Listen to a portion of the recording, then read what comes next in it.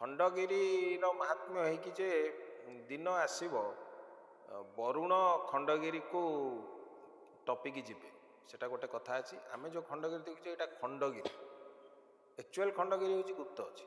ତେଣୁ ସେଠି ସାଧୁମାନେ ଆସିକି ତପ କରନ୍ତି, ସାଧନା କରନ୍ତି ଏବଂ ତାଙ୍କୁ ଦେଖିବା ପାଇଁ ଅନେକ ଲୋକ ଆସନ୍ତି। ଯାତ୍ରା ତାର ଗୋଟେ ପାର୍ଟ ଏବଂ ଖଣ୍ଡଗିରି ଯାତ୍ରା ବହୁତ ସୁନ୍ଦର ଭାବରେ ହୁଏ, ଭଲ ଭାବରେ ହୁଏ, ଅନେକ ଲୋକଙ୍କ ସମାଗମ ଏବଂ ଗ୍ରାମୀଣ ଜିନିଷ ଗୁଡ଼ାକ ସେଠି ବିକ୍ରି ହୁଏ, ଯାହାକି ଭାରି ଆନନ୍ଦ ଦିଏ ସମସ୍ତ ଦର୍ଶକକୁ।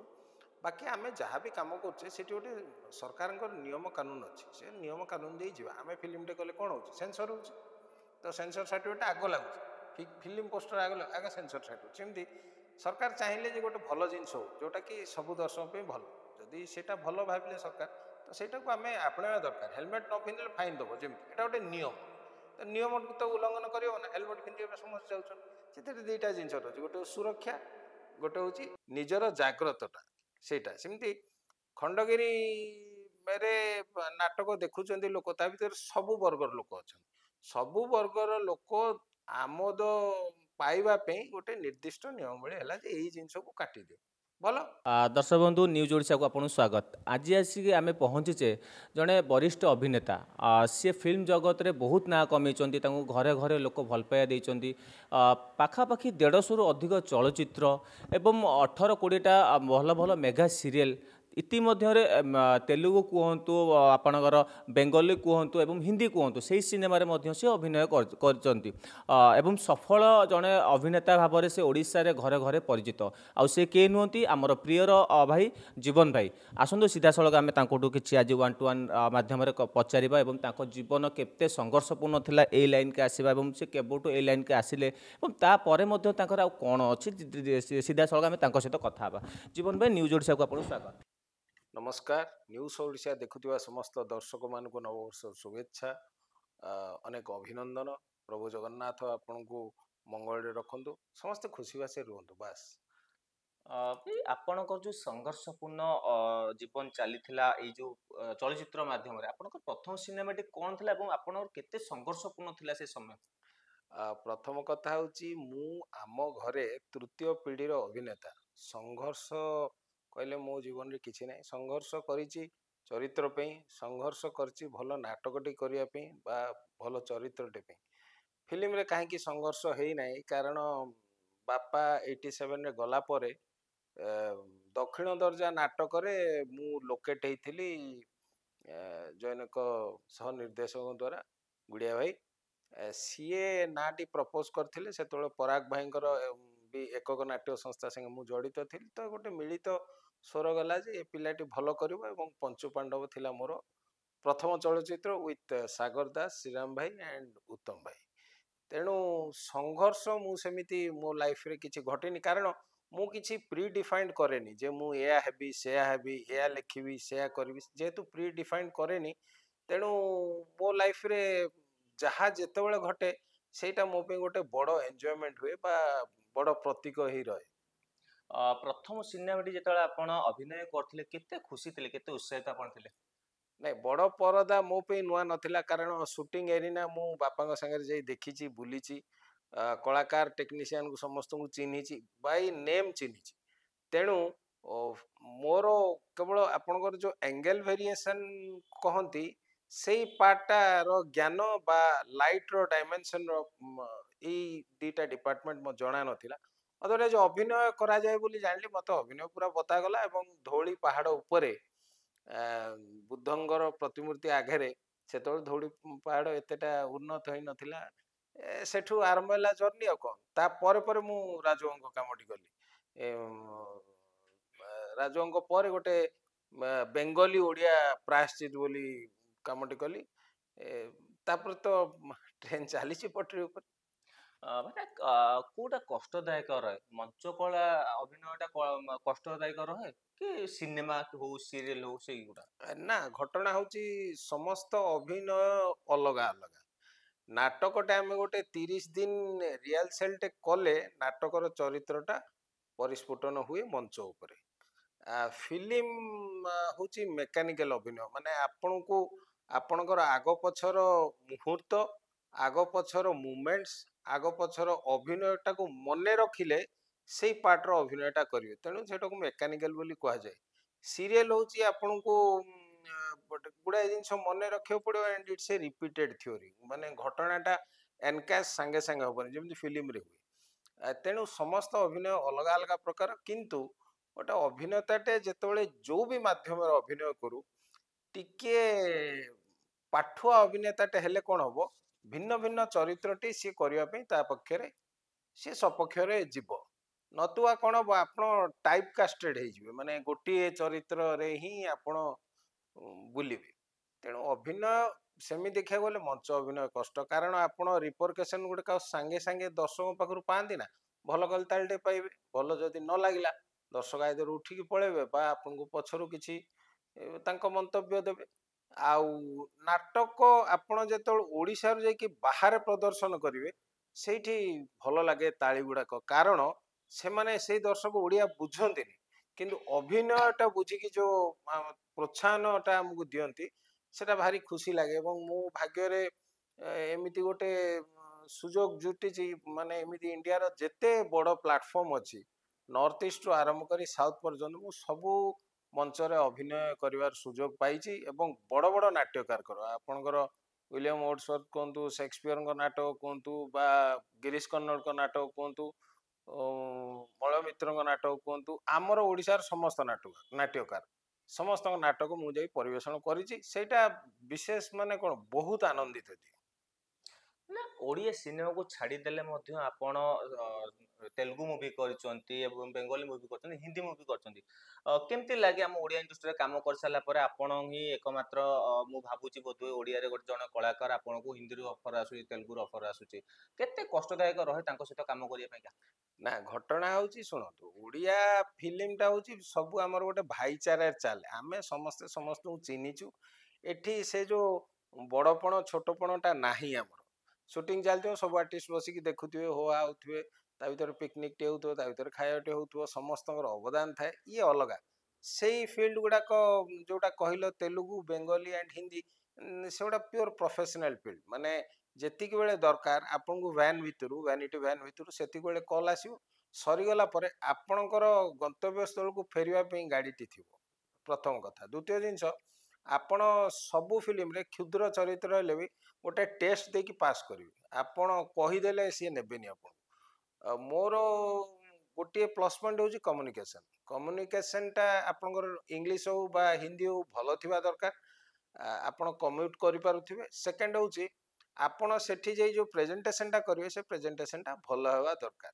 ପ୍ଲସ୍ ୟୋର ପ୍ରୋଫାଇଲ୍ରେ ଆପଣ ଟିକେ ବଡ଼ ହେଇଥିଲେ ଭଲ, ସେଠି ରିଜିନାଲ ଆର୍ଟିଷ୍ଟ ବୋଲି କିଛି ଭାବ ନାହିଁ। ଆପଣ ଭଲ କରିବେ ଯଦି, ଆପଣ ଯୋଉ ରିଜନ ହୋଇଥାନ୍ତୁ ଆପଣ ଚାନ୍ସ ପାଇବେ। ମୁଁ ଏବେ ଲାଷ୍ଟ ଗୋଟେ ପିକ୍ଚରଟେ କରିକି ଆସିଛି 23ରେ, ଶୁଭ ଲଗ୍ନମ୍ ବୋଲି, ଯୋଉଟା ବୋଧେ ଏ ବର୍ଷ ରିଲିଜ ହବ। ସବୁ ବଡ଼ ଷ୍ଟାର, ଆମିନି ମ୍ୟାଡାମ ଟପ୍ ଷ୍ଟାର ତେଲୁଗୁର, ତାପରେ ବାଲଚନ୍ଦନ ସାର୍, ଏଇ କମେଡ଼ିଆନ 5ଟି, ତ ତାଙ୍କ ସାଙ୍ଗରେ କଲାବେଳକୁ କ'ଣ ପ୍ରୋବ୍ଲେମ ହୁଏ, ସେମାନେ ଏତେ ଆକ୍ୱାଣ୍ଟେଡ୍ ନୁହଁ ହିନ୍ଦୀ ସାଙ୍ଗରେ। ହିନ୍ଦୀ ସାଙ୍ଗରେ ଯେତେବେଳେ ଆକ୍ୱାଣ୍ଟେଡ୍ ନୁହଁ, ଓଡ଼ିଆ ସାଙ୍ଗେ ଆକ୍ୱାଣ୍ଟେଡ୍ ତ ଟୋଟାଲି ନୁହଁ। ତେଣୁ ସେଠି ଭାଇସ୍ ଭର୍ସାଟା ମ୍ୟାଚ୍ କରିକି ମୁଁ ମନେ ରଖିକି, ମାନେ ତେଲୁଗୁର ମ୍ୟାନରିଜିମ୍ସ କରିବା ଡିଫିକଲ୍ଟ ହୁଏ ବେଳେବେଳେ। କିନ୍ତୁ ଯେହେତୁ ମୋର କ୍ୟାରେକ୍ଟର ପ୍ରୋଫାଇଲ ଗୁଡ଼ାକ ଟିକେ ବଡ଼ ଥାଏ, ମୁଁ ପାସ୍ କରିଯାଏ ଇଂଲିଶ ହିନ୍ଦୀ କହିକି। ମୁଁ ହେଇଥିଲି ହେଉଛି ମୋର ମାନେ ଆମିନି ମ୍ୟାଡାମଙ୍କର ମୁଁ ହେଉଛି ଭାଇ, ଯିଏକି ତାଙ୍କ ଘରେ ପଡ଼ିକି ଅଛି, କିଛି କାମ ନଥିବ, ବଟ୍ ତାଙ୍କ ବିଜନେସ୍ ସେଟଅପ୍ଟା ଦେଖୁଛି। ତେଣୁ କରି ହେଇଯାଏ। ପ୍ରୋଫାଇଲ ବଡ଼ ରଖିଲେ ଅଟୋମେଟିକ୍ ଆପଣ ଗୋଟେ ସର୍ଚ୍ଚ ଗ୍ରୁପରେ ଯିବେ, ସେ ସର୍ଚ୍ଚ ଗ୍ରୁପରେ ଆପଣଙ୍କୁ କଲ୍ ଆସିବ, ଆପଣ ଯିବେ, ପରୀକ୍ଷା ଦେବେ, କିଛି ଭୟ କିଛି ନାହିଁ। ପ୍ରଫେସନାଲିଜିମ୍ ବହୁତ ଭଲ, ଏବଂ ଆପଣ ଇକ୍ୱିପମେଣ୍ଟସ୍, କ୍ୟାମେରା, ଟେକ୍ନିସିଆନ୍ସକୁ ଦେଖିବେ, ଆପଣ ଟିକେ ଅଭିଭୂତ ହେବେ, କାହିଁକିନା ଆମେ ସେଇ ସରାଉଣ୍ଡିଙ୍ଗସରେ କାମ କରୁନୁ ଏକ୍ଜାକ୍ଟଲି। ଆଉ ଆମର କ'ଣ କି, ସୁଟିଂ ହେଉଥିବ, ସବୁ ଲୋକ ବେଢ଼ିକି ଥିବେ ଆର୍ଟିଷ୍ଟକୁ, ତାଙ୍କର କ'ଣ ନା, ବଡ଼ ଆର୍ଟିଷ୍ଟ ପରଫର୍ମ କଲେ ଏରିନାରେ କେହି ନଥିବେ, କେବଳ except the cameraman and the director. ଟିକେ ଟିକେ ଭେରିଏବୁଲ୍ ଅଛି, ଏକର୍ଡିଂଲି ପେମେଣ୍ଟର ବି ଭେରି ଅଛି। ଭାଇନା ଆପଣ ତେଲୁଗୁ, ଆପଣ ଯେହେତୁ ଓଡ଼ିଆ, ତେଲୁଗୁ ଲାଙ୍ଗୁଏଜରେ କଥା କହିବା, ତାଙ୍କ ଡାଇଲଗ କହିବା, ଅଭିନୟ କରିବା, ଟିକେ ଆପଣଙ୍କୁ ଇଏ ଲାଗେନି? ନା, ଘଟଣା ହେଉଛି ଯେହେତୁ ସ୍କ୍ରିପ୍ଟଟା ମୋତେ ପଳେଇ ଆସେ ମାନେ ସୁଟିଂର ବହୁ ପୂର୍ବରୁ, ମୁଁ ସ୍କ୍ରିପ୍ଟ ଉପରେ ଜ୍ଞାନ ଧାରଣା ଥାଏ ଏବଂ ଏଠି କିଛି ଲୋକ ଯେଉଁମାନେ କି ହେଲ୍ପ ଆଉଟ୍ କରିଦିଅନ୍ତି ଏକ୍ଜାକ୍ଟ ମିନିଂ କରିବାକୁ। ମୁଁ ବୁଝେ ତେଲୁଗୁ ମାନେ 50-60% ମୁଁ ବୁଝିଯାଏ ଯେ ଆମେ ଯେଉଁ ତେଲୁଗୁ ବୁଝୁଛୁ ସେଇଟା ହେଉଛି ପ୍ରାନ୍ତୀୟ ତେଲୁଗୁ ମାନେ ଏଇ ଯେଉଁ ଶ୍ରୀକାକୁଲମ ବିଶାଖାପଟନମ ପର୍ଯ୍ୟନ୍ତ। ଆପଣ ଯେତେବେଳେ ହାଇଦ୍ରାବାଦ ପଳେଇବେ ସେଇ ତେଲୁଗୁଟା ରାୟଲସୀମା ତେଲେଙ୍ଗାନା ଏଇ ଭର୍ସନର ତେଲୁଗୁ ଆସିବ। ଆମର ଯେମିତି ସମ୍ବଲପୁର ତାଲଚେର କଟକ ଭାଷା ଯେମିତି ଭିନ୍ନତା ଅଛି ତାଙ୍କର ସେମିତି ସେମ୍ ତେଲୁଗୁ କିନ୍ତୁ ଭିନ୍ନତା ଅଛି। ସେ ପ୍ୟାଟର୍ନଟାକୁ ଶିଖିବାକୁ ପଡ଼େ ମାନେ ସେଠି ଟ୍ୟୁଟର୍ସ ଅଛନ୍ତି ଯେଉଁମାନେ ଆସିକି ଆପଣଙ୍କୁ ତାଙ୍କର ଟ୍ୟୁନ୍ଟା ଶିଖେଇବେ। ଏ ଆମର ଯେମିତି ଏବେ ଆମେ କହୁଛେ ଏଇଟାକୁ ଯଦି ଆମେ ବ୍ରହ୍ମପୁର ଷ୍ଟାଇଲରେ କହିବା ଯେମିତି ଚେଞ୍ଜ ହେଇଯିବ ବ୍ରହ୍ମପୁରଟା ଶିଖିବାକୁ ପଡ଼ିବ ନା। ରେ ଭଲ ଅଛୁ ନା ଆଉ ଘରେ ସବୁ ଭଲ ଅଛନ୍ତି ନା ଏଇ ପ୍ୟାଟର୍ନଟା ଗୋଟେ ବେସ୍ ଟୋନାଲ ଏଇଟା କେବଳ ବ୍ରହ୍ମପୁର ଲୋକ କହନ୍ତି କିନ୍ତୁ ଆମେ ଜେନେରାଲି କ'ଣ ବହି ଭାଷା କହୁଛୁ। ଏଇ ଡିଫରେନ୍ସଟା ଟିକେ ଶିଖିବାକୁ ପଡ଼େ ତାଙ୍କ ପାଖକୁ। ଦେ ଆର୍ ହ୍ୟାଭିଂ ଟ୍ୟୁଟର୍ସ କିଛି ଅସୁବିଧା ନାହିଁ ଆପଣଙ୍କୁ ସବୁ ୱେରେ ହେଲ୍ପ ଆଉଟ୍ କରିଦେବେ ସବୁ। ମାନେ ପାଖାପାଖି ଆପଣଙ୍କର ଯେତେ ସିନେମା କରିଛନ୍ତି 150ରୁ ଉର୍ଦ୍ଧ୍ୱ ସିନେମା ଆପଣ କରିଛନ୍ତି ଅଭିନୟ, ସବୁଠୁ ଆପଣଙ୍କ ଶ୍ରେଷ୍ଠ ସିନେମା କୋଉଟା ବୋଲି ଆପଣ ଭାବେ? ଶ୍ରେଷ୍ଠଟା ଯୋଉ ଦିନ ଘଟିବ ତ ତା ପରଦିନ ମୁଁ ନଥିବି। ଆମର ଆମେ ଯୋଉ ଏଇ ଆର୍ଟିଷ୍ଟିକ ଗୋଷ୍ଠୀ ଗୁଡାକ ଏମାନେ ଗାନ୍ଧର୍ବ ସବୁ ନା ଏମାନେ ଅଭିଶପ୍ତ ଗନ୍ଧର୍ବ ଯେଉଁମାନେ କି ତାଙ୍କର କିଛି ଗୋଟେ ନ୍ୟୁସେନ୍ସ ପାଇଁ ଏଠି ଜନ୍ମ ହେଇଛନ୍ତି ଏବଂ ଏମାନେ ହଉଛି ପ୍ରି ଡିଫାଇନ୍ଡ ଏବଂ ଏମାନେ ହିଷ୍ଟୋରିକ। କବି ହୁଅନ୍ତୁ ସାହିତ୍ୟିକ ହୁଅନ୍ତୁ ଗାଳ୍ପିକ ହୁଅନ୍ତୁ ସ୍ତମ୍ଭକାର ହୁଅନ୍ତୁ ଲେଖକ ହୁଅନ୍ତୁ ଯେକୌଣସି କଳାରେ ପାରଙ୍ଗମ ଥିବା କଳାକାର ହୁଅନ୍ତୁ ମଞ୍ଚ ହଉ ଇଏ ହଉ ଲୋକନାଟ୍ୟ ହଉ ଏମାନେ ସବୁବେଳେ ଲୋକଙ୍କର ମାନସପଟରେ ରହିବେ ଏମାନେ ଥାଆନ୍ତୁ ବା ନଥାନ୍ତୁ। ତେଣୁ ଏମାନେ ଗୋଟେ ଭେରି ଡିଫାଇନ୍ଡ ପିରିୟଡ଼ ପାଇଁ ଆସନ୍ତି ତାଙ୍କ ପିରିୟଡ଼ ସରିଗଲେ ସିଏ ଯାଆନ୍ତି ଏବଂ ସବୁବେଳେ ଏନି କଳାକାରକୁ ତମେ ପଚାର ସେମାନେ ଗୋଟେ ଅବନସିୟସ୍ ବ୍ରେନ୍ରେ ଥିବେ ମାନେ କ'ଣ କହିଲ ଆଉଟ୍ ଅଫ୍ ଦି ୱାର୍ଲଡରେ ସିଏ ଥିବେ ଘୁରୁଥିବେ କାରଣ ସେମାନଙ୍କ ରିଫ୍ଲେକ୍ସଟାକୁ ଘାଣ୍ଟିବା ପାଇଁ ବା ଚର୍ନ କରିବା ପାଇଁ ଗୋଟେ ସ୍ପେସ୍ ଦରକାର। ତେଣୁ ସମସ୍ତେ କହନ୍ତି ଯେ ଏମାନେ କାହିଁ ଆଇସୋଲେଟ୍ ରହୁଛନ୍ତି ଆଇସୋଲେଟ୍ ଏଇଥିପାଇଁ ରହିଛନ୍ତି। ମୋର ତ ଏପିୟରାନ୍ସଟା ଏକା ନା ମୁଁ ଯେତେବେଳେ 5ଟା ଚରିତ୍ର କରିବି ତ ମୋତେ ଗୋଟେ ଥିଙ୍କିଂ ପାୱାର ଦରକାର ମୁଁ କ'ଣଟେ କଲେ ସୁନ୍ଦର ଲାଗିବ ବା ଦର୍ଶକ ବିମୋହିତ ହେବେ ବା ତାଳି ମାରିବେ ଯାହା ସେଇ ସ୍ପେସ୍ଟାକୁ ଯେଉଁ ନିଅନ୍ତି ଲୋକ ଏଇଟାକୁ ଅଲଗା ମିନିଂ କରନ୍ତି ନା ସେ ସ୍ପେସ୍ଟା ଦରକାର। ମୁଁ ପାଠ ପଢ଼ିଲେ ସିନା ପରୀକ୍ଷା ଲେଖିବି ମୁଁ ଯଦି ନ ଭାବିବି କହିବି କେମିତି। ତ ସେଇଟା ହେଉଛି ଜ୍ଞାନ ହରଣ ଏବଂ ଏମାନେ ସବୁବେଳେ ବ୍ଲେସ୍ଡ ସବୁବେଳେ ବ୍ଲେସ୍ଡ। ମାନେ ଅଭିନୟଟାକୁ ଛାଡ଼ିଦେଲେ ଆପଣଙ୍କର ଆଉ କ'ଣ ରହୁଛି ବ୍ୟକ୍ତିତ୍ୱ? ମୁଁ ପିଲାଦିନେ ଇଂଲିଶ ପ୍ରତି ମୋର ଗୋଟେ ଭାରି ଆଲାର୍ଜିକ୍ କହିହେବନି ଭାରି ଗୋଟେ ଆଫିନିଟି ଅଛି ଇଂଲିଶ ଲାଙ୍ଗୁଏଜ ପ୍ରତି। ମୁଁ ପଢ଼ିବାକୁ ବି ଇଚ୍ଛା କରିଥିଲି କିନ୍ତୁ ବାଧ୍ୟ ହେଇକି ସାଇନ୍ସ ପଢ଼ିଲି। ମୁଁ ଓଡ଼ିଆ ବି ନେଇନି ମୁଁ ଅଲ୍ଟରନେଟ୍ ଇଂଲିଶରେ ମୋର ଇଣ୍ଟରମିଡ଼ିଏଟ୍ ପାସ୍ କଲି। ତ ଇଂଲିଶର ଛୋଟ ଛୋଟ ଗ୍ରାଫ୍ସ ମୁଁ ଲେଖେ ମାନେ ମୋ ମନକୁ ମନ ଲେଖେ କିଛି ଟପିକ୍ ନାହିଁ କିଛି ନାହିଁ। ବେଳେବେଳେ ସେଇଟା ଭଲ ଲାଗେ କିଛି ଲୋକଙ୍କୁ ଏବଂ କହନ୍ତି ଏଟାକୁ ତୁ ଓଡ଼ିଆ କର ମୋତେ ଇଂଲିଶରୁ ଓଡ଼ିଆ କରିବା କଷ୍ଟ ହୁଏ। ତାପରେ ମୁଁ ଦେଖିଲି କିଛି ଲୋକ ଓଡ଼ିଆ ପାରାଗ୍ରାଫ ଆଣିଲେ ରେନି ଡେ ଟିକେ ଇଂଲିଶ ଲେଖିଦିଏ। ମୋର ବି ସାଙ୍ଗମାନେ ଓଡ଼ିଆ ମିଡ଼ିୟମରେ ପଢ଼ୁଥିଲେ ମୁଁ ଲେଖିଦିଏ। ତ ତାପରେ ପିଲାଦିନୁ ମୋ ପାଖରେ ଗୋଟେ ପୁରୁଣା ଡିକ୍ସନାରୀ ଅଛି ହାତ ଲେଖା ଯେଉଁ ୱାର୍ଡ ଗୁଡ଼ାକ କି ପ୍ରାୟ ଆଉ ୟୁସେଜରେ ନାହିଁ ମାନେ ଆଉ ୟୁଜ୍ କରୁନାହାନ୍ତି ସେଗୁଡ଼ାକୁ ଅବସୋଲେଟ୍ ବୋଲି କୁହାଯାଏ। ତା ଭିତରେ ଜର୍ମାନ ଅଛି ଗ୍ରୀକ୍ ଅଛି ପ୍ରୋନାଉନ୍ସ କେମିତି କରିବ କାହିଁକି ଏସ୍ ସାଇଲେଣ୍ଟ କାହିଁକି ଏଚ୍ ସାଇଲେଣ୍ଟ ଏଇ ଯେଉଁ ଇନକ୍ୟୁଜିଟିଭନେସଟାରେ ମୁଁ ଗୁଡ଼ାଏ ୱାର୍ଡ ପାୱାର ରଖିଛି। ଗ୍ରାଜୁଆଲି ସେଇଟା ଚାଲି ଚାଲି ବର୍ତ୍ତମାନ ବହୁତ ଆଗକୁ ଗଲାଣି। ତା ବାଦେ ପେଣ୍ଟିଂ କରୁଥିଲି ଏବେ ଆଉ ଇଣ୍ଟରେଷ୍ଟ ନାହିଁ। ମୁଁ ପେଣ୍ଟିଂ କରେ ମାଟିରେ ରଙ୍ଗରେ ନୁହଁ। ମାଟିଟା କେଉଁଟା ପାଣି ମାନେ ପାଣି ଗୋଳେଇ ଦେଇକି ପାଣି ମାଟି ଚିକିଟା ମାଟି ଅମକ ଏମିତି କି 4-5 ପ୍ରକାର ରଖି ଏମିତି ଆଙ୍ଗୁଠିରେ କରେ ନଟ୍ ବାଇ ବ୍ରସ୍। ମୁଁ ଏଇଟାରେ କରିକି ବି ମୋର କାଲକାଟା ଗ୍ୟାଲେରୀ ପର୍ଯ୍ୟନ୍ତ ଯାଇଥିଲା। ପ୍ରାଇଜ ନାହିଁ କିନ୍ତୁ ଲୋକ ଆଶ୍ଚର୍ଯ୍ୟ ହେଇଥିଲେ ଯେ ଗୋଟେ ଲୋକ ଆଙ୍ଗୁଠିରେ କେମିତି କରୁଛି ପୁଣି ମାଟି ପାଣିରେ। ପେପର ଗୁଡ଼ା ଖରାପ ହେଇଯାଏ କାହିଁକିନା ପାଣି ସେତିକି ଷ୍ଟ୍ରଙ୍ଗରେ ନଦେଲେ ଖରାପ ହେଇଯାଏ। ସେ ଆର୍ଟ ବି ଥିଲା। ତା ବାଦେ ମୁଁ ଯେତେବେଳେ ଆରମ୍ଭ କଲି ଫିଲ୍ମ ମୁଁ ଯାହା ଯାହା ସାଙ୍ଗରେ କାମ କରୁଥିଲି ସ୍ୱର୍ଗତ ଦୁଃଖୀରାମ ସ୍ୱାଇଁ ସ୍ୱର୍ଗତ ସାମୁଏଲ ସାହୁ ପ୍ରଶାନ୍ତ ଭାଇନା ଇଭେନ୍ ଉତ୍ତମ ଭାଇ ଶ୍ରୀରାମ ଭାଇ ପାଠ ପଢ଼ୁ ଚାକିରି କରୁନୁ ସେତେବେଳେ 3ଟା 4ଟା ଫିଲ୍ମ ହେଉଥିଲା ଓଡ଼ିଆ। ତ ଚାକିରି ଗୋଟେ ପାଇଲି କରୁଛି ମୁଁ ବର୍ତ୍ତମାନ ଏଜୁକେସନ୍ ଡିରେକ୍ଟରେଟ୍ରେ ଅଛି ଆଡ଼ମିନିଷ୍ଟ୍ରେଟିଭ୍ ଅଫିସର। ଏଟାକୁ ବି ଛାଡ଼ିନି ସେଟାକୁ ବି ଛାଡ଼ିନି ଭଗବାନ ଯୁଆଡ଼େ ଯେତେବେଳେ ନେଉଛନ୍ତି ତାଙ୍କ ଉଦ୍ଦେଶ୍ୟରେ କରିବା କଥା ବୋଲି ଭାବିକି କରୁଛି। ମାନେ ନିଖୁଣ ଅଭିନୟ ପାଇଁକା ଆପଣ ବହୁ ଜାଗାରେ ପୁରସ୍କୃତ ମଧ୍ୟ ହୋଇଛନ୍ତି। କିନ୍ତୁ ଆଜିକାଲିକା ଯେଉଁ ୟଙ୍ଗ ଜେନେରେସନ୍ ଯେଉଁ ଆସୁଛନ୍ତି କଳାକାରମାନେ ସେମାନେ ଚାହୁଁଛନ୍ତି ଆମେ ରାତାରାତି ଭାଇରାଲ ହେଇଯିବୁ ରାତାରାତି ଉପରକୁ ଉଠିଯିବୁ କାହିଁକି ଏଇ ଚିନ୍ତାଧାରା ଧରିକି ସେମାନେ ଆସୁଛନ୍ତି? ଶୁଣ, ଆମେ ଯେତେବେଳେ ଚାଉଳଟେ ପକଉଛେ ଭାତ ହାଣ୍ଡିରେ ସାଙ୍ଗେ ସାଙ୍ଗେ ହଉଛି କି? ଟାଇମ୍ ଲାଗୁଛି। କାହାକୁ 15 ମିନିଟ୍, କାହାକୁ 20 ମିନିଟ୍, କାହାକୁ 25 ମିନିଟ୍, ଯଦି ଦୋଷନା ହେଇଥିବ ଆଉ ଟିକେ ସମୟ। ସବୁ ଜିନିଷର ସମୟ ଅଛି। ଇନଷ୍ଟାଣ୍ଟ କଫି ଭଳି କୌଣସି ଜିନିଷ ନାହିଁ। ପ୍ରଥମ ଶ୍ରେଣୀ ପଢିବ, ତାପରେ ଦଶମ ଆସିଲେ ମେଟ୍ରିକ ଦବ। ଏଇଟା ତ ଧାରା ନା। ଅଭିନୟ ବି ସେମିତି। ଅଭିନୟ ଆପଣଙ୍କୁ ଶିଖିବାକୁ ପଡିବ ବା ପଢିବାକୁ ପଡିବ ବା ଜାଣିବାକୁ ପଡିବ।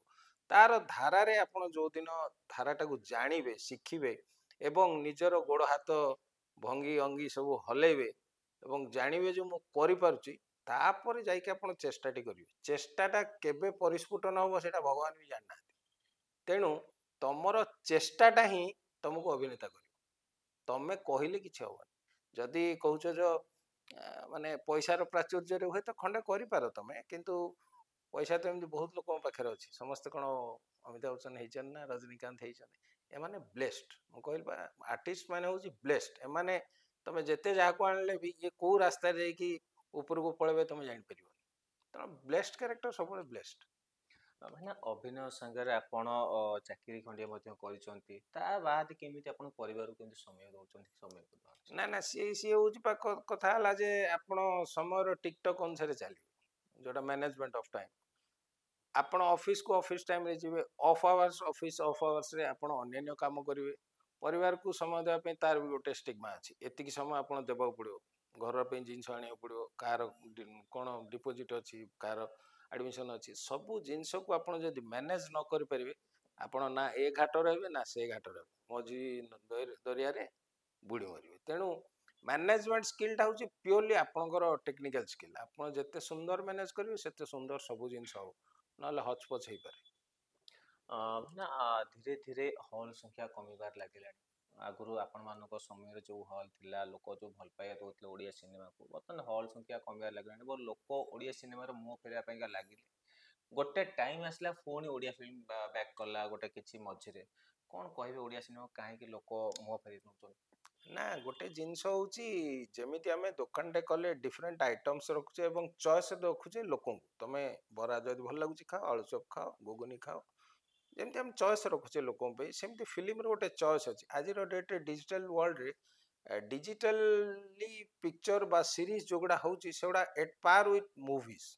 ତେଣୁ ଲୋକ ସେଇଟା ତାଙ୍କ ଘରେ ହୋମ୍ ଥିଏଟର ସିଷ୍ଟମ ଯେବେଠୁ ଆରମ୍ଭ ହେଲା, ସେଠୁ ଘରେ ବସିକି ଏନ୍ଜୟ କଲେ ହୋମ୍ ଥିଏଟର।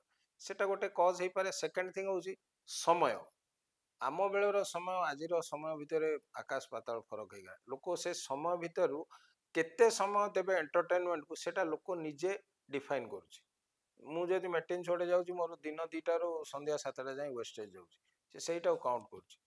ଆଉ ହଲ୍ର ଯେଉଁ ସଂଖ୍ୟା କହିଲା, ଆମର ଯେଉଁ ଦୈବୀ ଦୁର୍ବିପାକ ଯୋଗୁଁ ହଲ୍ର ରେଷ୍ଟୋରେସନ୍ ହେଇପାରିଲାନି ଏବଂ ସେମାନେ ଅନ୍ୟତ୍ର ବିଜନେସକୁ ଡାଇଭର୍ଟ କଲେ। ସେଟା ତ ପିଓରଲି ପର୍ସନାଲ ଜିନିଷ, କିଛି କହିହେବନି, କମେଣ୍ଟ କରିବନି। ବଟ୍ ଦୁନିଆ ହଲ୍ସ ଆସୁଛି। New content with relevance, new content with relevance of the ସୋସାଇଟିକୁ ନେଇ ପିକ୍ଚର କରନ୍ତୁ, ମିରର ଭଳିଆ କରନ୍ତୁ, ଲୋକ ଦେଖିବେ। ଏବେ ଗତ ବର୍ଷ ତ 2ଟା ପିକ୍ଚର ଅତି ସୁନ୍ଦର ହେଇଥିଲା ଆପଣଙ୍କର, ବାବୁର ପାୱାର ଆଣ୍ଡ କର୍ମା ହେଉଛି ଅନୁଭବର। 2ଟା ଭଲ ଚାଲିଥିଲା।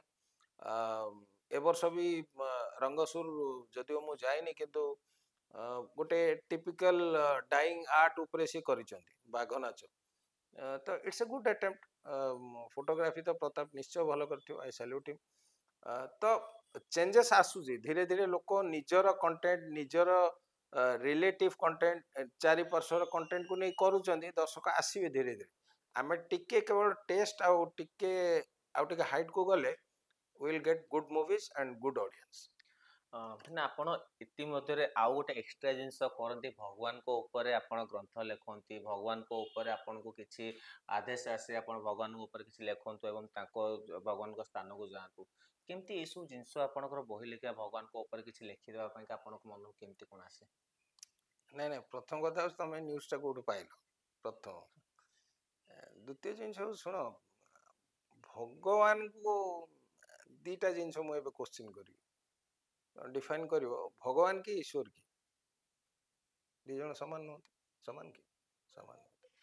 ତେଣୁ ଭଗବାନଙ୍କ ପାଖ ଲୋକ ହେବା ପାଇଁ ହେଲେ ସେଟା ସିଏ ଜାଣିଛନ୍ତି, ବୁଝିଲା କି? ତେଣୁ ଏଇଟା ଯଦି ଲେଖା ହେଇଛି ବୋଲି ମୁଁ କହିବି ନିଶ୍ଚୟ କୋଉଠି ଲେଖା ହେଇଥିବ ଯେ ଏଇ ମହାପୁରୁଷଙ୍କର ଏଇ ଗ୍ରନ୍ଥଟି ଏଇ ଲୋକ କରିବ। ହୁଏତ ସେ ପଢାଟାକୁ ଆମେ ବୁଝିନେ, କାରଣ ଯେତେବେଳେ ସେମାନେ ହାରିଲେ 1955ରୁ 2022 ଯାଏ ଯେତେବେଳେ ସେଇ ପ୍ରଚାର ପ୍ରସାର କମିଟି ଲୋକ କରିପାରିଲେନି ଇଂଲିଶ ଅନୁବାଦ ଠାକୁର ଲେଖା, ମୋ ପାଖକୁ ଆସିଲେ, ମୁଁ କହିଲି ମୁଁ ଆ ପାଇଁ ଉପଯୁକ୍ତ ବୋଲି ଆପଣ କେମିତି କଳନା କରୁଛନ୍ତି? ମୁଁ ଏ ଭାଷା ଲେଖିପାରିବି? ନବାକ୍ଷରୀ ଛନ୍ଦ ଇଂଲିଶରେ କେମିତି ହବ? ଆମର 56ଟା ୱାର୍ଡ, ଆମର ଦୁନିଆ ମାତ୍ରା, ଇଂଲିଶରେ ମାତ୍ରା ନାହିଁ, ହେଇପାରିବନି। ଆମର ଶବ୍ଦକୋଷ ବଡ଼, ତାଙ୍କର ଶବ୍ଦକୋଷ ଛୋଟ। ତଥାପି ମତେ ଜଣେ ଅବଧୂତ ବାବା କହିଥିଲେ ଏଗୁଡ଼ା ହଉଛି ବ୍ୟାଙ୍କିଂ। ବ୍ୟାଙ୍କିଂ କ'ଣ ନା ଆଧ୍ୟାତ୍ମିକ ବ୍ୟାଙ୍କିଂ। ତାପରେ ଗ୍ରହଣ କଲି ତାଙ୍କ କଥା ଏବଂ ସେ କହିଲେ ଯେ ଯୋଉ ଦିନ ତତେ ଠାକୁର ପେଶିବେ ସେଦିନ ଜାଣିବୁ ତୁ କରିପାରିବୁ। ପେଶିବେ ମାନେ ପେଶିବାର ଅର୍ଥ ହଉଛି ତ ସ୍ଥାଣୁ କରିବେ, ତତେ 4-5ଟା ଦୁନିଆରୁ କାଟିବେ। ତା ଅର୍ଥ କ'ଣ? ତୁ ଗୋଟେ ହ୍ୟାଣ୍ଡିକ୍ୟାପ୍ ହେଲେ ହବ ନା, ଏହା ତ ଅର୍ଥ। ହେଲା, ସେଟା ହେଲା, ଗୋଡ଼ଟି ଭାଙ୍ଗିଲା। ତେଣୁ ସେଇ ଲେଟିନ୍ ମୁଁ ଯୋଉ 3 ଫୁଟ ଡିଷ୍ଟାନ୍ସ ଭିତରେ ରାତିରେ ମୁଁ ଲେଖଉଛି। ହଁ କହିପାର ଏଇଟା ଜଣେ କିଏ ଡାକୁଛି ମୁଁ ଲେଖୁଛି, କିନ୍ତୁ ଏଇଟା ଗପ ଭଳିଆ ଲାଗିବ।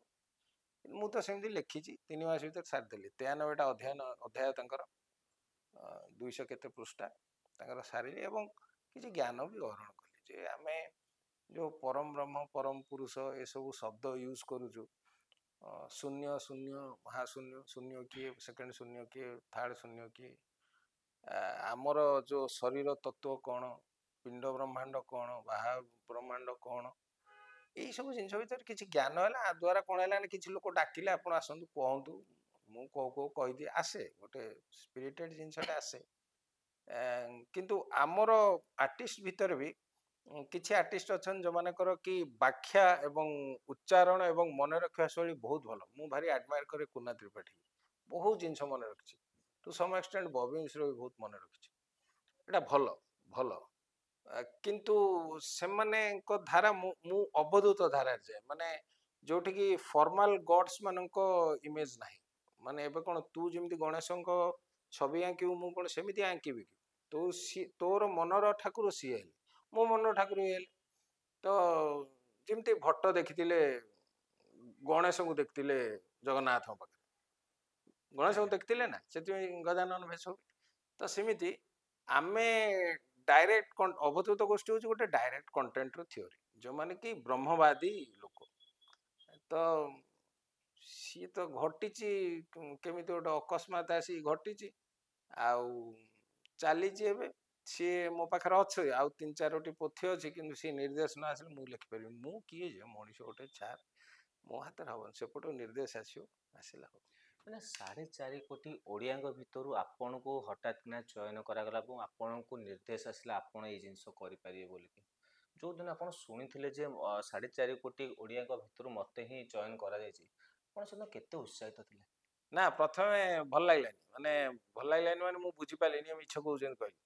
ତାପରେ ଶରଣାରବିନ୍ଦ ଓଝା ଚିହ୍ନିଥିବ, ସ୍ତମ୍ଭକାର, ଭାଷ୍ୟକାର, ସବୁ ସିଏ। ଶରଣାରବିନ୍ଦ ଓଝା କିନ୍ତୁ ଆକ୍ଚୁଆଲି ମଣ୍ଟୁ ମୋ ନାଁଟି ସ୍ପନ୍ସର କରିଥିଲା ଠାକୁରଙ୍କ ପାଖରେ। ସେମାନେ ବରାଦ କଲେ ଯିଏ ଯାହାର ଚିହ୍ନା ପରିଚୟ ଅଛି ନାଁ ସ୍ପନ୍ସର କର, ଚଏସ୍ ଛାଡ଼ିଦେବା ଠାକୁରଙ୍କ ଉପରେ। ଆଉ ତ ମୋର ନାଁ ତ ଉଠିଲା, ଆଉ ସେ ଫୁଲ ପଡୁ ଚନ୍ଦନ ପଡୁ କି ଠାକୁର ଏଇଟାକୁ ଓଲଟାନ୍ତୁ, ସେ ଯାହା ବି ଘଟଣା ମୁଁ ତ ଦେଖିନି। ତ ସେଇ କମିଟି ମେମ୍ବର୍ସ ଆସିକି ମତେ କହିଲେ ଆପଣ ସିଲେକ୍ଟ ହେଇଛନ୍ତି। ଆଉ ଯଦି ଏଇଟା ଡିଫାଇଣ୍ଡ କି ମୁଁ ସିଲେକ୍ଟ ହେଇଛି, ତାହେଲେ ଡିଫାଇଣ୍ଡ। ଆଉ କିଛି ଲୋକ ଅନ୍ୟ ଗୋଟେ ମଞ୍ଚରେ ଥରେ ପ୍ରସନ୍ନ ପାଠଶାଣୀ ମୁଁ ବସିଥିଲୁ, ସିଏ ଆମେ ଜୁନିୟର ପାର୍ଟି, ଆମେ ଆଗ ଭାଷଣ ଦଉ ମୁଁ ଆରମ୍ଭ କଲି ଯେ ଏ ମୁହଁରେ ଶାନ୍ତି ଦୟା କ୍ଷମା କୋଉଠି, ଏଇଟା ବାହାରେ କୋଉଠି। ମତେ ଅନେଇଲେ, କହିଲେ ଏରେ ତୁ ମୋ ଛାତ୍ରଟି? ହଁ, ମତେ ସେ ପଢେଇଥିଲେ ଓଡ଼ିଆ, ମୁଁ ଯୋଉ ଭଙ୍ଗା ଓଡ଼ିଆକୁ ସିଏ ପଢେଇଥିଲେ। ସେ ଯାହା ବି ହଉ, ସିଏ ଆଡମିଟ୍ କଲେ। ଆଡମିଟ୍ ଯେତେବେଳେ କଲେ ମୁଁ ରିକ୍ୱେଷ୍ଟ କଲି, ମୁଁ କହିଲି ସାର୍ ଆପଣ ମୋର ଯୋଉ ଛୋଟ ପ୍ରୟାସଟେ ମୁଁ କରିଛି ଠାକୁରଙ୍କ ଜିନିଷଟି ଆପଣ ମୁଖବନ୍ଧଟା ଲେଖନ୍ତୁ। ତ ପ୍ରସନ୍ନ ପାଠଶାଣୀ ଡକ୍ଟର ମୋ ସାର୍ ମୋର ମୁଖବନ୍ଧଟି ମହିମଣ୍ଡଳ ଗୀତାରେ ଲେଖିଛନ୍ତି। ସେ ଓଡ଼ିଆରେ ହେଉଛି ମହିମଣ୍ଡଳ ଗୀତା, କିନ୍ତୁ ଇଂଲିଶ ହେଉଛି ଅପ୍ସୋଡାଲିଟି ଗୀତା। ସେଟା ଗୋଟେ ମୋ ପାଇଁ ବଡ଼ ଭାଗ୍ୟ। ସେ କେତେ ଜ୍ଞାନୀ ଲୋକଟେ ମୋର ମୁଖବନ୍ଧଟି ଲେଖିଛନ୍ତି। ତ ବେଳେବେଳେ କଥାରେ ସେଇ ଜିନିଷ ଯେତେବେଳେ ଆସେ ଟିକେ କଥା ଅଲଗା ହେବ ସେଇ ସବୁ ମଞ୍ଚରେ, ସାଧାରଣ ବୁଝିବାଠୁ ବି ଅଲଗା ହେଉଛି। ସେଇ ଦୁନିଆରେ ଯେଉଁମାନେ ବୁଲି ନାହାନ୍ତି, ମୁଁ ବି ବୁଲିନି, ମୁଁ କ'ଣ 5% 2% ଜାଣିଛି। ଅନେକ କଥା ଅଛି, ସିଏ ଏକାନ୍ତରେ କହିଲେ କହିବି। ଶେଷରେ ଭାଇନା ଆମର ନ୍ୟୁଜ୍ ଓଡ଼ିଶା ସାରା ଅଗଣିତ ଦର୍ଶକଙ୍କୁ ଆପଣ କ'ଣ ବାର୍ତ୍ତା ଦେବେ? ନାଇଁ, ନିରୋଗ ରୁହନ୍ତୁ, ଗଛଟିଏ ଲଗାନ୍ତୁ, ପ୍ରଦୂଷଣକୁ ନିୟନ୍ତ୍ରଣ ରଖନ୍ତୁ। ଆପଣଙ୍କ କର୍ତ୍ତବ୍ୟ। ଆମେ ଯେତେ ଆମର ପରିବେଶକୁ ସଫା ରଖିବା, ଆମେ ଯେତେ ନିଜକୁ ଭଲ କରିବା, ଆମେ ଉଦାହରଣ ଅନ୍ୟ ପାଇଁ ହେବାଟା ବେଟର ରେଦର ଆମେ ଆଉ କାହାର ଉଦାହରଣ ଆକ୍ସେପ୍ଟ କରିବା। ଆଉ ସମସ୍ତେ ଆଇଡେଣ୍ଟିଫାଇଡ ହୁଅନ୍ତୁ, ଯେଉଁ କର୍ମ କରୁଛନ୍ତି କରନ୍ତୁ। କର୍ମରେ କିଛି ଇଏ ନାହିଁ, ଯେକୌଣସି କର୍ମ କଲେ ବି ତା ଭିତରେ ଭଗବାନ ଅଛନ୍ତି। ତେଣୁ ଭଲ କର୍ମ କରନ୍ତୁ, ସତ୍ ବାଟରେ ଯାଆନ୍ତୁ, ଲୋକଙ୍କୁ ସାହାଯ୍ୟର ହାତ ବଢ଼ାନ୍ତୁ। ହେଲେ ଦେଖିବେ ଆପଣ ଥାଆନ୍ତୁ ବା ନଥାନ୍ତୁ, ଲୋକ ଆପଣଙ୍କୁ ଚିରଦିନ ପାଇଁ ମନେ ରଖିବେ ଏବଂ କହିବେ ଯେ ଆହା କେଡ଼େ ସୁନ୍ଦର ଲୋକଟେ ଥିଲା। ମାନେ ଇତିମଧ୍ୟରେ ଆମର ମାଘ ସପ୍ତମୀରୁ ଖଣ୍ଡଗିରି ମେଳା ଆରମ୍ଭ ହେଉଛି। ଖଣ୍ଡଗିରି ମେଳା କେବଳ ମେଳାକୁ ବୁଝାଏନି। ନାଗା ସାଧୁମାନେ ଆସନ୍ତି, କାହିଁ କେତେ ଦୂରରୁ ଲୋକ ଆସନ୍ତି, ସୁଅ ଛୁଟନ୍ତି ଦେଖିବା ପାଇଁ। ଏବଂ ଏକାକାଳୀନ ଯେତେ ବି ଓଡ଼ିଶାର ସବୁଠୁ ବଡ଼ ବଡ଼ ଯାତ୍ରା ପାର୍ଟି ଆସନ୍ତି, ଏକା ସାଙ୍ଗରେ ସେଠାରେ ପ୍ଲେ କରନ୍ତି। କ'ଣ କହିବେ? ଇତିମଧ୍ୟରେ 3 ଜଣଙ୍କୁ ବ୍ୟାନ୍ କରାଯାଇଛି, ସିଧାସଳଖ ସରକାର ତାଙ୍କୁ ମନା କରୁଛନ୍ତି, ଖଣ୍ଡଗିରି ମନା। ତ କ'ଣ କହିବେ, କାହିଁକି ତାଙ୍କୁ ବ୍ୟାନ୍ କରାଗଲା? ନା, ମାଘ ସପ୍ତମୀ ମେଳା ଏବଂ ଖଣ୍ଡଗିରି ଏଇଟାର ଗୋଟେ ସମ୍ପର୍କ ଅଛି। ଖଣ୍ଡଗିରିର ମାହାତ୍ମ୍ୟ ହେଇକି ଯେ ଦିନ ଆସିବ ବରୁଣ ଖଣ୍ଡଗିରିକୁ ଟପିକି ଯିବେ, ସେଟା ଗୋଟେ କଥା ଅଛି। ଆମେ ଯେଉଁ ଖଣ୍ଡଗିରି ଦେଖୁଛେ ଏଇଟା ଖଣ୍ଡଗିରି, ଆକ୍ଚୁଆଲ ଖଣ୍ଡଗିରି ହେଉଛି ଗୁପ୍ତ ଅଛି। ତେଣୁ ସେଠି ସାଧୁମାନେ ଆସିକି ତପ କରନ୍ତି, ସାଧନା କରନ୍ତି ଏବଂ ତାଙ୍କୁ ଦେଖିବା ପାଇଁ ଅନେକ ଲୋକ ଆସନ୍ତି। ଯାତ୍ରା ତାର ଗୋଟେ ପାର୍ଟ ଏବଂ ଖଣ୍ଡଗିରି ଯାତ୍ରା ବହୁତ ସୁନ୍ଦର ଭାବରେ ହୁଏ, ଭଲ ଭାବରେ ହୁଏ, ଅନେକ ଲୋକଙ୍କ ସମାଗମ ଏବଂ ଗ୍ରାମୀଣ ଜିନିଷ ଗୁଡ଼ାକ ସେଠି ବିକ୍ରି ହୁଏ, ଯାହାକି ଭାରି ଆନନ୍ଦ ଦିଏ ସମସ୍ତ ଦର୍ଶକଙ୍କୁ। ବାକି ଆମେ ଯାହା ବି କାମ କରୁଛେ ସେଠି ଗୋଟେ ସରକାରଙ୍କର ନିୟମ କାନୁନ ଅଛି, ସେ ନିୟମ କାନୁନ ଦେଇ ଯିବା। ଆମେ ଫିଲ୍ମଟେ କଲେ କ'ଣ ହେଉଛି, ସେନ୍ସର ହେଉଛି, ତ ସେନ୍ସର ସାର୍ଟିଫିକେଟ୍ ଆଗ ଲାଗୁଛି। ଫିଲ୍ମ ପୋଷ୍ଟର ଆଗ ସେନ୍ସର ସାର୍ଟିଫିକେଟ୍। ସେମିତି ସରକାର ଚାହିଁଲେ ଯେ ଗୋଟେ ଭଲ ଜିନିଷ ହଉ, ଯୋଉଟାକି ସବୁ ଦର୍ଶକ ପାଇଁ ଭଲ। ଯଦି ସେଇଟା ଭଲ ଭାବିଲେ ସରକାର, ତ ସେଇଟାକୁ ଆମେ ଆପଣେଇବା ଦରକାର। ହେଲମେଟ୍ ନ ପିନ୍ଧିଲେ ଫାଇନ୍ ଦେବ, ଯେମିତି ଏଇଟା ଗୋଟେ ନିୟମ। ତ ନିୟମକୁ ତ ଉଲ୍ଲଂଘନ କରିବ ନା। ହେଲମେଟ୍ ପିନ୍ଧିବା ସମସ୍ତେ ଯାଉଛନ୍ତି। ସେଥିରେ ଦୁଇଟା ଜିନିଷ ରହୁଛି, ଗୋଟେ ସୁରକ୍ଷା, ଗୋଟେ ହେଉଛି ନିଜର ଜାଗ୍ରତଟା। ସେଇଟା ସେମିତି ଖଣ୍ଡଗିରିରେ ନାଟକ ଦେଖୁଛନ୍ତି ଲୋକ, ତା ଭିତରେ ସବୁ ବର୍ଗର ଲୋକ ଅଛନ୍ତି। ସବୁ ବର୍ଗର ଲୋକ ଆମୋଦ ପାଇବା ପାଇଁ ଗୋଟେ ନିର୍ଦ୍ଦିଷ୍ଟ ନିୟମ ଭଳି ହେଲା ଯେ ଏଇ ଜିନିଷକୁ କାଟିଦିଅ, ଭଲ ହଉ ଚାଲୁ, ମୁଁ ପ୍ରୋତ୍ସାହନ ଦେଉଛି। ମାନେ ସେଇ ଖଣ୍ଡଗିରି କଥା ଯଦି ଉଠୁଛି, କୋଇଲି ଯୋଉ ଆମର ବୈକୁଣ୍ଠ ଧାମ କଥା ମଧ୍ୟ ସାମ୍ନାକୁ ଆସୁଛି। ବୈକୁଣ୍ଠ ଧାମ ବର୍ତ୍ତମାନ ମାଟିରେ ମିଶିଛି, ଯୋଉଠିକି ଆମେ ଜଗନ୍ନାଥଙ୍କୁ ତୁଳସୀ ମୁଣ୍ଡରେ ଆମେ ଦଉଛେ, ଚଢଉଛେ। ସେଠି ସେ ଯୋଉ ବାଳକଟି ଯିଏ ଥିଲେ ତାଙ୍କ ପାଦରେ ତୁଳସୀ ପତ୍ର ଚଢଉଥିଲେ ଏବଂ ସିଏ ନିଜକୁ ଭଗବାନ ବୋଲି ବିବେଚିତ କରୁଥିଲେ। ତ ତା ପର ମୁହୂର୍ତ୍ତରେ ବହୁତ କଥା କିଛି ସାମ୍ନାକୁ ଆସିଲା, ଯେମିତିକି ସେଇ ଯୋଉ ବାବା ଯାହାକୁ ପ୍ରକାଶିତ ସେମାନେ କରୁଥିଲେ, ସେ ରେଷ୍ଟୁରାଣ୍ଟ ଯିବା, ଯେଉଁଥିରେ ବୁଲିବା, ମଦ ମାଂସ ଖାଇବା, ଏଇଟା କେତେ ଦୂର ଯୁକ୍ତିଯୁକ୍ତ କଥା? ଶୁଣ, ଗୋଟେ ଜିନିଷ ହେଉଛି ଆମର ଯେମିତି ଗୋଟେ ପାହ୍ୟା ପ୍ରମୋସନ ଅଛି, ପ୍ରଥମେ ଫିଡର ଗ୍ରେଡ୍, ତାପରେ ଗ୍ରେଡ୍, ତାପରେ ଗ୍ରେଡ୍। ତ ସେମିତି ଯେଉଁମାନେ ଆଧ୍ୟାତ୍ମିକ ସ୍ତରରେ ଥାଆନ୍ତି, ତାଙ୍କର ଯେତେ ସଖୀ ଥିଲେ ସିଏ ତ ଆଦରିଲେ ସମସ୍ତେ। ନିଜେ ନିଜକୁ ଗୋଟେ ଘୋଷଣା କରିକି ଗୋଟେ ପଦ ଅଳଙ୍କୃତ କରିବାଟାରେ ମର୍ଯ୍ୟାଦା ରହିନି। ତମେ ସେ ପଦ ବାଚ୍ୟ ହେଲେ ଲୋକ ତମକୁ ଗ୍ରହଣ କରିବେ। ତେଣୁ ଏଇ କିଏ ହେଲା ନହେଲା ନାହିଁ, କାହିଁ ତମର ଯଦି ଆଧ୍ୟାତ୍ମିକ ଜିନିଷ ଅଛି ତମେ ଦାସିଆ ବରିକି ଫଲୋ କରୁନ, ତାଙ୍କ ଜଣାଣକୁ ଗାଅ। ତମେ ଭିକାରୀ ବଳ ଗାଇଛୁଆ ଜଣାଣ ଗାଉନ, ତାର ସାରମର୍ମ ବୁଝୁନ। ତେଣୁ ଏଇସବୁ ଆମେ ଏମାନଙ୍କୁ ଆହୁରି ତମେ ଅନେକ ଉଦାହରଣ ନେଇପାର। ତମେ ଶିରିଡ଼ି ସାଇବାବାଙ୍କ ଦେଖିଛ ଜୀବନୀ, କେତେ ନମ୍ର, କେତେ ତଳ, କେତେ ଲୋକଙ୍କ ସେବା, କେତେ ଲୋକଙ୍କ, କାହିଁ ସିଏ ତ କିଛି କେବେ ହଡ଼ଚମଟ ତମକୁ ଶିଖେଇ ନାହାନ୍ତି। ଗୋଟିଏ ହଡ଼ଚମଟ ତାଙ୍କର ବଡ଼ ଥିଲା ହେଉଛି ଯେଉଁ କୂଅରୁ ପାଣି କାଢ଼ି ଦୀପ ଲଗେଇଥିଲେ, କାରଣ କେହି ତେଲ ଦେଇନଥିଲେ। ଏଇ ଜିନିଷ କର ନା। ଠାକୁରଙ୍କ ବିଷୟରେ ଯିଏ କହିପାରିବନି ତାକୁ ଠାକୁର ବୋଲି ମୁଁ କେମିତି କହିବି, ବା ଗୁରୁ ବୋଲି କେମିତି ପଦବାଚ୍ୟ ଦେବି? ଏହା ହେଉଛି ଘଟଣା। ଯୋଉଟା ଘଟିବା କଥା ଘଟିବ, ଯୋଉଟା ରାଇଟ୍ ୱେରେ ନାହିଁ ସେଟା ଭାଙ୍ଗିବ। ତମେ ଜାଗାଟାକୁ ଅକୁପାଇ କରି ରଖିବ ତ ସାଧାରଣ ଲୋକଟେ କେମିତି ଯିବ? ତେଣୁ ଇଏ ଯାହା ହେଇଛି ଠିକ୍ ହେଇଛି, ମନ୍ତବ୍ୟ ଆଉ କ'ଣ। ନିହାତି ଭାବରେ ସତ୍ୟର ଜୟ। ଭାଇନା ଶେଷରେ ଆମର ନ୍ୟୁଜ୍ ଓଡ଼ିଶା ଟିମ୍ ତରଫରୁ ଆପଣ ପାଇଁ ଗୋଟେ ଛୋଟ ଉପହାରଟେ। ଧନ୍ୟବାଦ। ନିହାତି ଭାବରେ ଆମେ ସିଧାସଳଖ ପ୍ରତିକ୍ରିୟା ନେଉଥିଲେ ଏବଂ ତାଙ୍କ ସାକ୍ଷାତକାର ନେଉଥିଲେ ଜୀବନ ଭାଇଙ୍କର। ବହୁତ କିଛି କଥା ଶିଖିବା ପାଇଁକା ମିଳିଲା ଏବଂ ବହୁତ କଥା କିଛି କହିଲେ ତାଙ୍କ ମନ ଭିତରେ କ'ଣ ଥିଲା, କେମିତି ସଂଘର୍ଷ ତ ନଥିଲା, ସିଧାସଳଖ କହିଲେ। ଏବଂ ତାଙ୍କ ପରିବାର ହିଁ ବାବା ଯିଏ ଥିଲେ ବହୁତ ବଡ଼ ଅଭିନେତା ଥିଲେ ସେଇ ଟାଇମ୍ରେ। ଏବଂ ଜୀବନ ଭାଇଙ୍କୁ ତ ଘରେ ଘରେ ପରିଚିତ ଏବଂ ତା ସାଙ୍ଗରେ ବି ସିଏ ଜଣେ ଭଲ ଲେଖକ ଏବଂ ଚାକିରି ଖଣ୍ଡିଏ ମଧ୍ୟ କରିଛନ୍ତି, ବଡ଼ ଚାକିରି ଖଣ୍ଡେ A-class ଅଫିସର। ତେଣୁକରି ଯାହା ବି ହେଉନା କାହିଁକି ଜୀବନ ଭାଇଙ୍କର ଯାହା ଆଶା ଅଛି ସେଇ ଆଶା ସମ୍ପୂର୍ଣ୍ଣ ଭାବେ ପୂରଣ ହେଉ, ଏହା ବି ଆମ ନ୍ୟୁଜ୍ ଓଡ଼ିଶା ଟିମ୍ ମାଧ୍ୟମରୁ ଆମର ପ୍ରାର୍ଥନା ରହିବ। ଭୁବନେଶ୍ୱରରୁ ବିକାଶ ମରାଣା ସହିତ ଦିଲୁ ରାଉତ, ନ୍ୟୁଜ୍ ଆୱାର ଓଡ଼ିଶା। ୟା ପରେ ଏଇଟା